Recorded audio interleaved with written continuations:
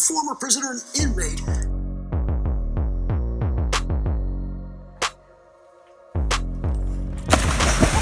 You did it. What are you doing, Guns? You bit the hell out of me. Wanna see you with your hands up. Going straight to the sky, let me see you put your hands up. Cause we do till we die and we on another level. I'm at New York City. To the rest of your body, got a piece of the pie. Told you once, told you twice that we only got one life. On the way to achieve success after prison, and he's going to share his story with us right now. Diamond shine, best at night. You wear yours, I'll wear mine. Go dumb tonight.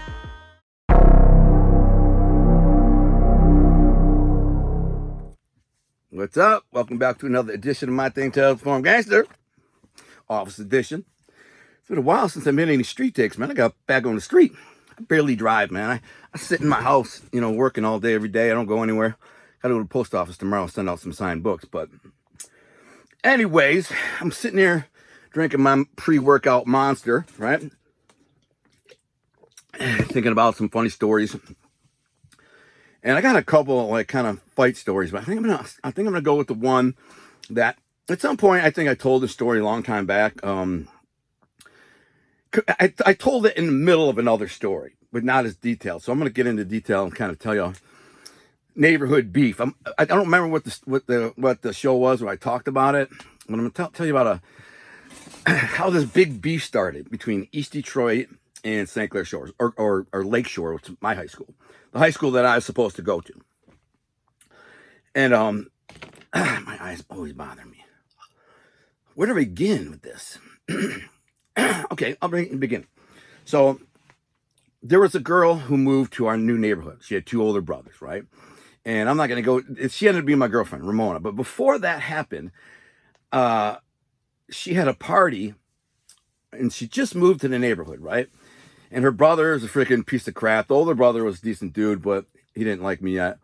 I didn't know them really that well. I'd been to his house once. We skipped school. He was in one of my classes, I think it was the algebra class. And he said, "You guys want to go smoke a joint at my house? I got a bunch of food." And we're like, okay, because lunch break. So we go smoke a joint. When I walk in, I see this cute little girl sitting over there in the corner on the phone. Big hair, it's 80s. And I'm like, I look at my best friend Jay, who's with me. I go, you know what I'm saying? He's like, and then I end up saying after we left, I'm like, "Who's the girl?" He's like, "That's my little sister. Don't be looking at her." All right, whatever. So a couple weeks later, well, I might as well tell you the whole kind of story.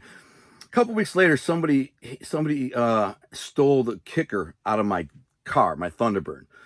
And this is the type of lunatic that I was. I had a 15-inch pile driver kicker in the backseat of my Thunderbird. Somebody stole it. They got the amp and the kicker. So now I'm on the freaking rampage. I'm driving around the neighborhood like I have an SKS Chinese AK-47 assault rifle in the back. And I'm just like telling everyone, "You know anyone? You know anyone?" And driving around. So this kid named Junior, I see him. He's like, "Man, I'm about to get in a fight, man." This kid, he's like, "Make sure we sit around, make sure nobody breaks it up." I'm all right. So I walk up on this catwalk, and there's a crowd of like 10, 15 people around, and that girl's one of them, some of their friends, and the two dudes start fighting. It's not a good fight. They don't fight with the crap. Junior is a little guy, starts losing. I jump in and hit the freaking other guy a couple times, and he runs away. I end up getting an assault case for that. I got 2 assaults within like a week at that time. Anyways, that's where I met this girl, Ramona, be my future girlfriend. But before we became, a couple, I'm at this party, her party, and it's a crowded basement with like freaking. See, this is germane to the story. That's why I'm telling. The basement, I'm not joking, probably has 50 kids in it. Parents were gone for the weekend, and they were just having a bash. I don't know if they had kegs and stuff. Everybody was drinking. I'm talking 50 kids. It's like shoulder to shoulder in this basement. I'm really nobody. I'm only 16 years old, so I'm kind of a scrawny, skinny kid. Not that popular, because I got expelled from school. I'd already been expelled from school like a year and a half. So nobody really knows me there. except my crew, my boys. Yeah, they know who I am. They just know I'm a loser. Like this freaking, oh, this Al Lindbloom kid is freaking the kid who sells drugs and kicked out of school. You might see him at the 7-Eleven like during lunch selling joints in the back or something. That's what I did. Now I'd go up there and I played the role. I would go up to the 7-Eleven because kids would come out on lunch break and eat and hang out. And I go up there with a bag of joints and sell them for $5 a joint. You know, I had a freaking field suit on with a big old rope chain, you know, and a beeper. I played the role. I looked like a drug dealer. I thought I was a rapper. So I'm at this party, and there are a lot of older kids there. There's a lot of seniors and juniors, and I would have been probably a sophomore had I been in school. But my little crew of friends I hung out pretty tight with, Jay, Pat, Gino, Pasco, Jay, there's 2 J's. They were real popular, and they were pretty tough kids, and people respected them. So they kind of started to accept me a little bit, you know what I'm saying? But I was just thug. I was the thug life. And so, man, I know it always itches. And so I'm in this party, and again, keep in mind, I literally weigh about 140 pounds. Literally, I'm 140 pounds. I'm 5'9", 140 pounds. So I'm not in there like throwing my weight around at all. You know, I mean, there's a bunch of seniors in there that could whoop my ass, you know, or at least try. A couple of them had tried to pick on me before or bully me, and I stuck up to them. So I was known for that too. Like this kid Al Lim won't back down for nobody. I basically stood up to the toughest kid in the school named Chris Carver. He tried to punk me twice, and both times I got in his face like, "What you want to do?" And he's laughing. He's like, "What are you gonna do, man?" And people are like, "Oh, you're gonna get yourself killed." I'm like, I said, "What are you gonna do, bro?" I said, "Hit me, see what happens." He said, "Hit me." He starts laughing. He won't do it. He would have whooped my ass probably, but I wasn't gonna let him just punk me. You know what I'm saying? So I'm in his basement, crowded, probably half drunk already. I'm sure I was half drunk. And I hear a little voice go, "Al, hi, Al." And I'm like, "Did I see my name?" Because there's a crowd of people in there, crowd. "Hi, Al." I'm like, "I hear my name." She's like, "Here, it's Ramona." I look down because she's only 4'11", so she comes up to about here on me. And I go, "Oh, hey, hi, Ramona," whatever. I knew her name. And I thought she was really cute. And we talk a little bit. And while I'm sitting there talking to her, this is all I remember. My boy Jay had already gotten in a fight with a dude named George Hodder. George Hodder, yeah. Because there was a George, his sister was named George Ann Hodder. I didn't confuse it. George Hodder. And I did something dirty in that fight. While Jay was fighting him, I threw a few kicks in the head. They're on the ground, big crowd of people, and they're like, "Get him!" And Jay's on top of him, whipping him, and I was like, wham, kicking him in the head. And he thought it was somebody else, and he jumped up, grabbed him, "You're kicking me." And I was like, "Wasn't me." So that had happened. There was always already some tension in the room because there had been a fight just like there in the basement like 5 minutes ago. And I'm sitting there talking to Ramona, looking down, kind of just sipping a beer. And I just happened to, like, just by luck and chance, happened to look over at the moment this dude named Jason Grimby, who is from East Detroit. And by the way, so my girlfriend just moved from East Detroit, which is a pretty tough, it's a very tough neighborhood, very tough. It's right on the border of Detroit, off of 8 Mile. And it's a bunch of like lower middle class white people. I won't call them trash because they're not trash, but they're lower middle class. You know what I'm saying? Or maybe lower class. And there's a lot of tough guys in East Detroit, legit tough guys, a lot of them. And her brothers were, pretty tough guys. The one older brother, he was a short little guy, but he was known to be a tough guy. And a taller, bigger brother was like 6'3", skinny as hell, the one that I hated. I don't know, he pretended to be tough, but he'd fight. He just couldn't do nothing. He's little, skinny, and wiry. Well, this is how a huge beef starts. Huge beef. All of a sudden, I just am talking to her, and for whatever reason, maybe I sensed there was something happening. And right next to me, I look over and I see this dude, Jason Grimby, who I had seen around before. This, wherever, probably the club. I think we used to go to we used to go to American Pie, and I'd see him in there. It's a nightclub in Detroit, in the city. And he didn't look like he'd be a tough guy. The weird part is, I later get to know the guy, and he was like really cool and calm and collected and well spoken. He ended up going to college and all. But this night, he got into it with a kid named Chris Shatino. Chris Shatino was not a tough guy. He had a twin brother named Kenny. He was a tough guy, but Chris was not. He was more like a wise ass, kind of ball busting, wisecracker type kid. Real funny, really funny, and super popular. Kenny and Chris are very, very popular. Some of the most popular kids in the school, the two twin brothers, they're twins. And they had an old brother named Mike. He was real popular too. He was like a soccer star. And Kenny was always fighting. He was like 5'5", man, but he'd knock a mother effer out, man. He was, one of my boys. He became one of my boys. at the time, I just started meeting him, hanging around him, because he was boys with Gino and Pat and these other guys who he grew up with. And now I'm friends with these guys. They are kind of standoffish about me. They're like, this Al dude, I hear he's a freaking punk. Here's a thug, drug dealer, blah, blah. So all of a sudden, this dude just lights my boy Chris up, the softer brother named Chris. I just happened to look over and he goes, wham, wham, 2 shots right in the mouth, back-to-back punches. Bang, bang, drops him. Now, the irony of that is, a couple years later, I would be at the fireworks. God, I got to tell that whole story one day too, man. I'm not going to go with that story. But we were leaving the fireworks all drunk, and this black dude, there's in downtown Detroit, the fireworks, there's a million people, literally. And after the fireworks, everybody runs back to their cars. You're parked in downtown and alleys and stuff. And I don't even know where we are. I am trashed drunk. And I'm walking, and I hear this black dude talking all this racist stuff. Mom, effing white boys, blah, blah, blah, blah, blah, white boys, this, blah, blah, blah. And I'm with 10 guys, but there's thousands of people around. We're all kind of rushing back to the cars. And I turn around and look at the dude. I go, man, why don't you shut the F up? He looked at me all hard. And I was like, yeah. He didn't say nothing. I just keep walking. A second later, I feel boom in the back of my head. Something hits me hard. I don't hesitate. I just turn around, hit the first freaking face I see, because that's who I'm expecting it to be. Turn around, just bam! It was a chick, black chick. I don't know if she's the one who hit me or whoever, but I just drop her. And just boom, boom. She goes down, bang! Hair weave flying. And dude, I looked at these crowd of black dudes. There's 10 of them that work together. And they go, get that mother effer. And I take off running.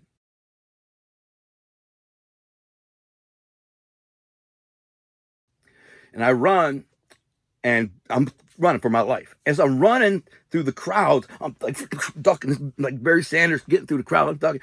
And the black dudes, 10 of them, right? Some of them got bandanas on. I think they're gangbangers. And as I'm running down the street, there's crowds of blacks kind of hanging out by cars. They're going, get that white boy, man, he just hit my girl. And I'm running. Nobody did. I zip, zoom, zoom, zoom, get away, right? I had no idea where we were parked. I was hammered trash. No idea. We parked in an alley in the middle of downtown Detroit. There's tons of alleys, tons of big, huge buildings. It's like you see in the movies. We were downtown. No idea where we were. When I was running from these black dudes, I ran down the block, cut over. I guess instinctively I kind of said, try to run back to the direction where you think we are parked. And there was 2 carloads of us. I drove with my friend Pat in his Le Mans. Had a big kicker in the back. I run around, dip around corners, whatever. And I'm out of breath. I lean down. There's right at the thing of an alley, where an alley meets the road, who knows where. And I got to catch my breath. I'm leaning around. And I'm thinking, I don't know where the frick I am, man. And I look down the alley and I see my boys. They're all walking up to the car. I'm like, yo! And I ran. I have no idea how I ran back to the car. None. But my friend Chris, the one from that party previously, a year or two before, got punched in the mouth and got punched in the mouth and got his tooth knocked out again. So the first night, he got punched in the mouth by this dude, Jason Gremmy. Bang, bang, really fast, man. That dude, it was a good shot. I mean, he's like, boom, boom, and just freaking cracked him, and he goes down. And he was a little guy, Chris, not big at all. So he drops. Next thing you know, his brother was there. His brother Kenny, who's a tough guy. He runs off, and just this huge fight breaks out. Huge fight, and I'm kind of in the middle of it. I mean, I'm just watching. I don't really want to fight nobody, but all these East Detroit kids were there because it was actually Ramona's party. She told her brothers, I'm having a party. Well, of course, her brothers were like, yo, bringing my boys too.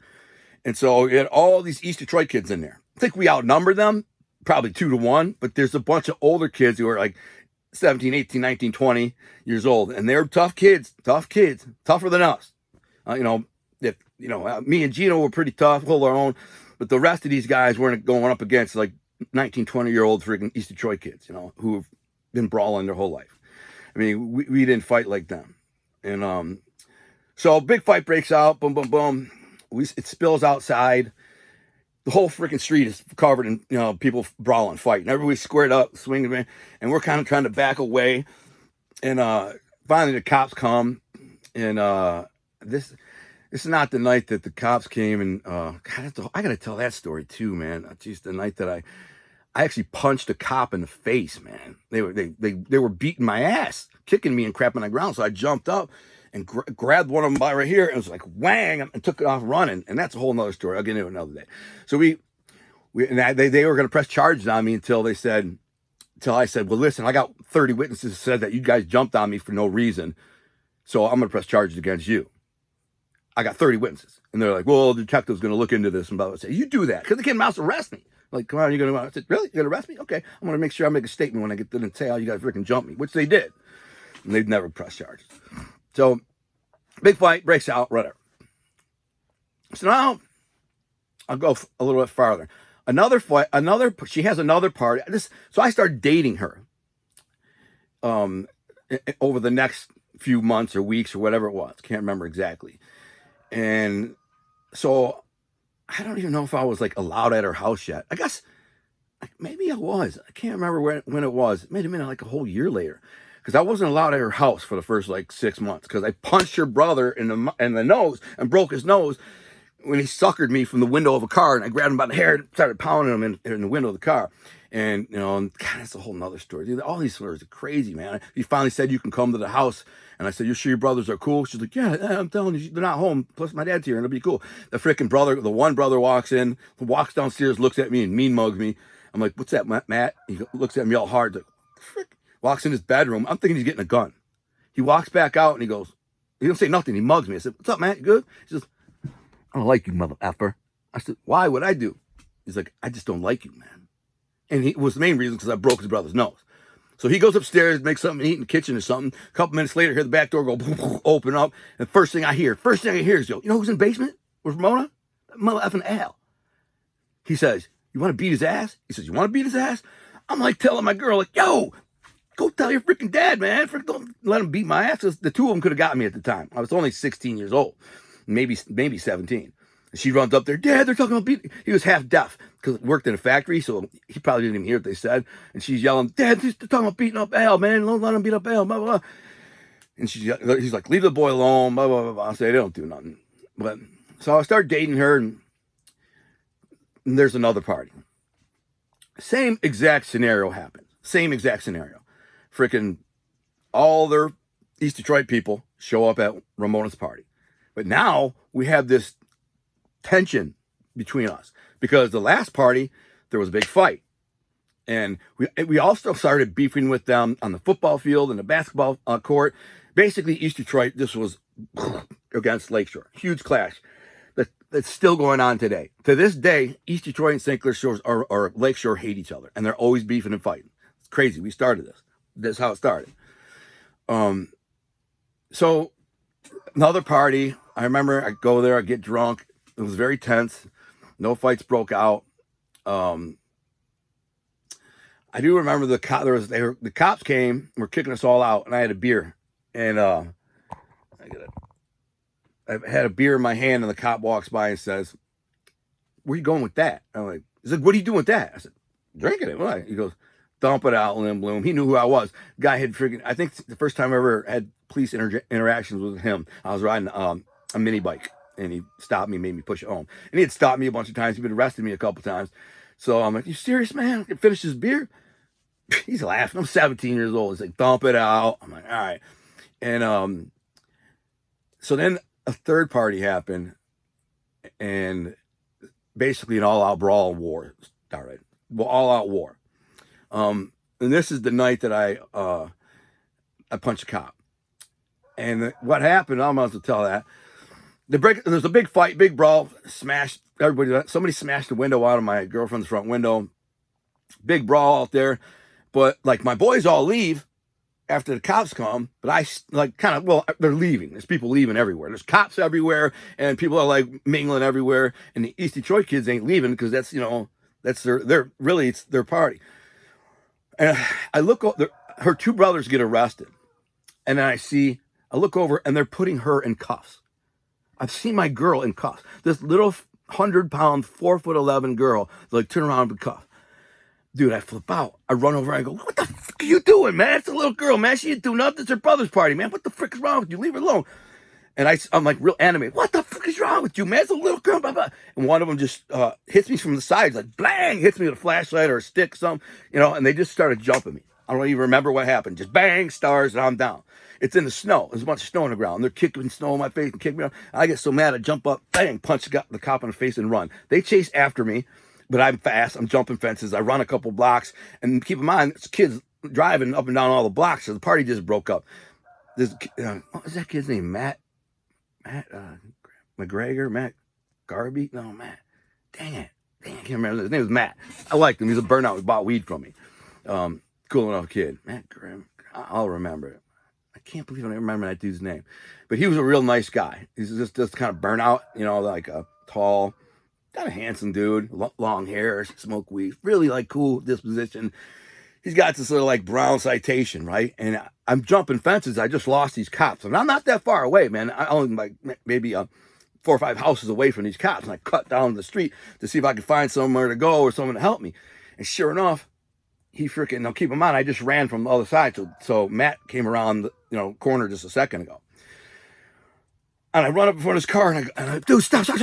And I go, let me in. The door's locked. And he goes, bro, you just punched a cop, bro. Man, no, I can't take you in. I said, open the freaking door. He says, man, I can't. I dove through the freaking window. I'm the person who's in the front seat and go, drive. So he's like, he drives and I get away. And that's when it was like a couple days later, I'm sitting in my house, knocking the door. There's a couple cops. And that's when they say, hey, you're being charged with assault or, on a cop or whatever. I said, I am? I said, then somebody's going to get charged for assault on me because I got 30 witnesses that said, freaking, you guys jumped me for no reason. You're arresting a little girl. I confronted you about it. And all decided to beat my ass. I have 30 people who witnessed the whole thing. So you sure this is what you want to do? Follow through it? I'm happy to do this. Get my lawyer and charge all you mother effers who beat my ass. It ain't going to look good. I got witness. And they're like, they look at each other and they go, so that's what happened? I said, yeah. You weren't there? And like, no, read the report. I said, yeah, that's what happened. So I'm going to file a report too and get a lawyer and sue you guys. And they're like, listen, I'm going to take this back to the station, get a detective on it, blah, blah, blah. Yeah, see ya. And, you know what? They actually came to my school, come to think of it. They came to my school, not my house. Anyways, so now there's this huge beef between East Detroit and St. Clair Shores, my neighborhood, my friends. And it's a big beef, man. So this is where it kind of gets crazier and interesting. We end up going to play basketball at their school. Now, let me tell you about another kid named Brian Huey, though. So keep in mind, I'm an adult ed at the time, which I don't go that much. I might go a couple days a week to adult ed. I show up, don't do nothing, hit on a couple girls. My girl was there too. And all you had to do is show up and clock in like it's like a job, like clock in and you got credit. So I just, hang out, smoke weed. I go high as hell, skip, go out for lunch, get high, come back. It was a great place to sell weed because everybody there is a bunch of stoners and potheads. So I just go to school like an ounce every day and bang, bang, bang, bang, bang, bang, bang, bang, sell bags and make a couple $100. It's what I did. And so this dude comes to our school. His name is Brian Huey. He might watch this. Brian Huey, man, that dude was a funny story. So I had heard his name. He's an East Detroit kid. He's a big muscle-bound blonde kid, no neck, kind of built like I am. And quiet as can be. A little bit of acne on his face, but not real bad. It's not great skin, that's all. He was big as hell, bigger than me. Not a whole lot bigger than me, but big, And I heard rumors that he's a freaking badass. Like he's a bad mother effer. And now I know he's probably heard rumors of me that I'm probably a bad mother effer too. Maybe not. I don't know. He knew from the way everybody treated me at school. Everyone in that school, I beat a couple guys' asses at that school. I knocked the guy out in the parking lot and beat a guy's ass in the bathroom. So they all, he knew. So, I mean, we weren't like cool. I walked by him. What's up, Brian? You go, what's up? That's it. He didn't talk. He didn't socialize with nobody. He didn't go into like the day rooms for break and stuff like that. He just sit there. Quiet dude. And I heard he was crazy. Everybody said he was crazy. People know him like, man, I was crazy, bro. He's crazy. He's crazy like you. He's crazy. And he acted crazy. He's super quiet and reticent. And I'm just like, guys make me nervous. But we were cool enough. We weren't, there's no beef between us, even though my boys are beefed with his boys. That had nothing to do with us. I was cool with the dude. And, but that day was probably always going to come. We both figured, you know what I mean? And so one day, our school is playing their school in basketball at their school. For whatever reasons, I ended up driving that day. Not sure why I drove that day, because I typically did not drive. But I had my boys in the car. You know, I got my kicker bumping. There's about 5 of us piling the car. And I'm trying to figure out why I was driving, because I hated driving. I guess they freaking were like, you know, they all wanted to get drunk, and I didn't drink. So, you know, and I was drinking. So this is before I quit drinking. Yeah, of course. I quit drinking when I was 19. So I remember drinking while we were there at the game. And we had beers in our pockets, and we're cracking them, or going in the bathroom, like shotgunning them. I don't know why I was driving. It was quite a ways out of my neighborhood. This is 9 Mile like Gratiot. So, I mean, 9 Mile Harper. Is it Harper? No, it's 9 Mile and Gratiot. Yeah. Yep. Between Gratiot and like Shader. So we go to the school and we're all amped up, right? We kind of know there's going to be the good probability we're going to get in a fight. But we are in enemy territory. We are in enemy held territory. We're not, you know, they're not over in our neighborhood now. We're in their neighborhood. And there's going to be a lot of them. So we all muscle up, man. I'm get the freaking roll of quarters in your hand, just like some gangs in New York crap. We went like, it was like 5, me and my boys, 5 of us. And but my whole crew was there, like 10, 15 more guys. And so we ended up going in there. We'd bring beers in the pockets. We'd go to the bathroom and drink, and then come back, or maybe even in the bleachers. We got up in the bleachers. We're watching this basketball game. So my boy Mario was sitting here with my boy Jay, my best friend Jay, and my boy Mario, who was also one of my best friends at the time. Mario's together, good dude.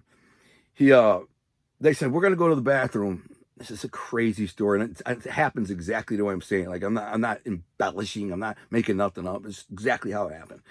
I can remember it clear as day.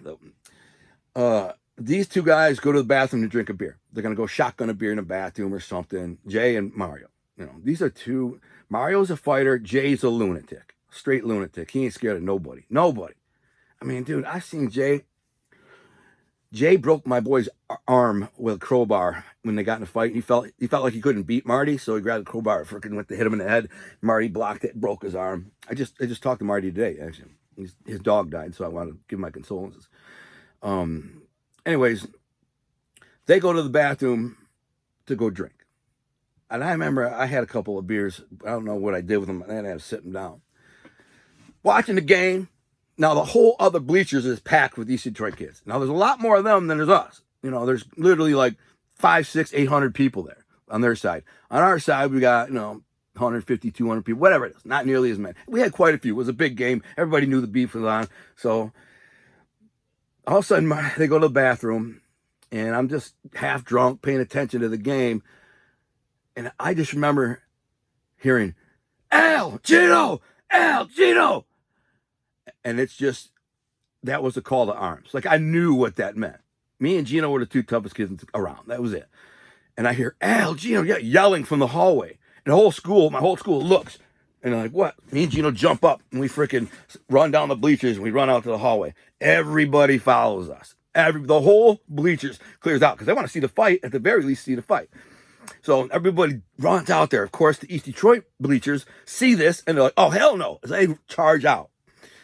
Go into the hallway, and it was just like like a Roman freaking war against the barbers or whatever, barbarians. It's just this huge fight right in the hallway. It just crushes in where everybody's in there, smashed close, bam, bam, bam, bam, bam, bam, bam, bam, bam, bam, bam, bam. There was a pretty good sized dude. He started beating up some Lakeshore kid. So I kind of grab him and sling him against the locker, start wailing him, bam, bam, bam, bam. He kind of covers up. All I remember is wailing on this mother effer. I kind of shut out the rest of what's happening around me. I know there's a big brawl happening around me. There are hundreds of people around fighting. I'm just under the assumption that my boys are going to be able to hold their own and not need me. So get it in. So, Gino's smashing people. There are people getting smashed. I'm not paying attention. I'm just wailing this dude. Boom, boom, boom. I got him against the locker, right? Suddenly, this happened. So this is exactly how it happened. It was surreal, super surreal, because I'm wailing a dude, and all of a sudden it gets quiet, and like almost like silent. Everybody stops and they're watching me. Boom, boom, boom, boom, boom, boom, boom. And I kind of, all of a sudden, I look around and freaking everybody's watching me. Now, there's still people doing some pushing and shoving around, but it got like way, way quiet, almost silent. And all of a sudden, some football coach grabs me in a bear hug and like throws me against the locker across the hall, pins me against the locker. And I don't know who this guy is. He looks like he's 30 years old. He's like 30. He's built like I am right now, and he's like 30. Gino comes out of nowhere and goes, "Get off my boy." Grabs him by the shoulder, spins around, hits the guy, bang, and like clocks him good. Like the guy's going, he was fighting. And that's when I said, "Yo, let's go, let's go, let's go." There were cops coming. There was cops in the hallway. They already had a bunch of cops there. Probably had like 4 or 5 cops to start with, and probably called a bunch more after this chaos. Called 911. The police station's not far away. It's only like a half a mile away. That's at 9 Mile and Gratiot. So we weave through the crowd. Like, yo, go, go, go, go, go, go. I can't worry about my boys. I think I had a warrant. I had a warrant for something minor, like unpaid traffic ticket or something. I always had warrants. And I got my car here, so I'm ready to dip, right? So we get outside, and it's a good. By the way, when I walked into the school that day, forgot to tell you, when me and my crew walked in, there was a big posse of East Detroit kids standing in front of the school. Big posse, about 25 kids. I come walking in with 5 guys. My crew was kind of trickled in, as you know, they were pulling up and coming. I look, the kid, Brian Huey, he's sitting there. He's like, you can tell he's the leader of this crew. It's like him and everybody's just sitting around him. He's like against the wall and everybody's sitting around him, this crazy ass big dude. And when I come walking in, like I open the door, I look at him, I go, "What's up, Brian?" He goes, "That's it." He don't say nothing, he just goes. And we locked eyes and we both were like, this could be the night. And I was like, yeah, this could be the night. And maybe me and you go, maybe we don't. You know what I'm saying? Our boys, your boys, all good. So when we run out of the school, I said, let's go. We're parked across the street. Across the street was this little church and then an apartment complex next to it. And the church had this fence going around it. And when we go to cross the street, it's just me and Gino, just me and Gino. And we were about to cut back to my car, and we heard like a fight going on down the street. A bunch of freaking East Detroit kids had chased some young freshman or sophomore St. Clair Shores, like these like young kids. My friend's Mark Hughey's little brother, can't remember his name, and it's his crew. And these kids are pussies, man. These kids are not tough guys. They're like, they're 16-year-old little pussy ass kids. And this huge posse had chased them down the block. And me and Gino like, dude, we got to go help them, you know? So we kind of start jogging down the block, and then you see this car go, peel off, and they throw some bottles at it and kick the car. And I'm like, okay, they got away. They got in their car and got away. Now all these mother effing East Detroit kids turn around and start walking towards me and Gino. And we're like a half a block away, walking in their direction. So we had a choice, keep going or turn around. I felt like if we turned around, put our back to him, it's like a predatory thing. If it's like a dog, if a dog's like maybe, and you turn your back to him, they're going to get you. So in my mind, I said, we're just going to walk through him. And I really thought this could be it. This is the end right here. Right? We're going to get stomped out. Like, I don't think I'm going to get killed, but we're going to get our asses stomped here. And it's not even, no question. There's 20 of them, 25 of them. And just me and Gino. Gino's such a freaking wise ass, man. Gino was a bad mother effer. I still talk to him all the time. It's my boy. I need to have him on the show. Only reason Gino won't want to come on the show because he works for Patrick Bet David. He works for Patrick Bet David. He doesn't want any negative publicity about his past, and I hear about stuff like that. So we laugh about it all the time. We laugh about all these stories. He was the only guy in the neighborhood that I consider equal to me from my generation. Bad mother effer. He went and whipped and knocked out a lot of mother effers, man. Maybe more than me. He was nasty, bro. Nasty. He had a left hook, man, that would just freaking wham, just knocking fools out. I seen him knock a guy out that was about 6'6", 300 pounds, one punch, just freaking wham. These guys. So we're walking, and he's like, what do you want to do? I'm like, just keep walking. We're circling around the block to my car. Kind of wanted to get as far as I could from the school because I knew there was cops everywhere. So we're walking, and I'm realizing this. These kids that had jumped on the Lakeshore kids, our boys, they were younger. They were like juniors and sophomores. So they weren't a bunch of big kids. They were kind of on the littler side. And they're coming towards us 25 deep on the sidewalk. Some of them are walking in the street, more in the street than on the sidewalk, but there was about 10 of them on the sidewalk. As we're walking by, I'm just like, thinking to myself, Gino, don't say nothing, just freaking walk through and keep it walking, you know what I'm saying? They might know who we are, they might not. All of a sudden, this one little freaking wiry little kid, he thinks he's black, talking like he's black, the kind, little wiry kid's going, man, you see what I did, man? I got that motherfucker, man, you see what I did? Jump the guy, did that. And he's just talking trash. And Gino couldn't help himself. And he's walking right by us. And he's going, man, I got that motherfucker bitch ass. You see me? I punch him and blah, blah, blah. And Gino, as he walks by, he goes, he got your ass, huh? And they all stop and look.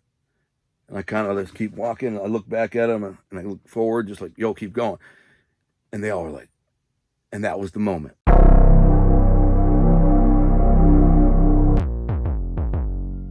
Former prisoner and inmate.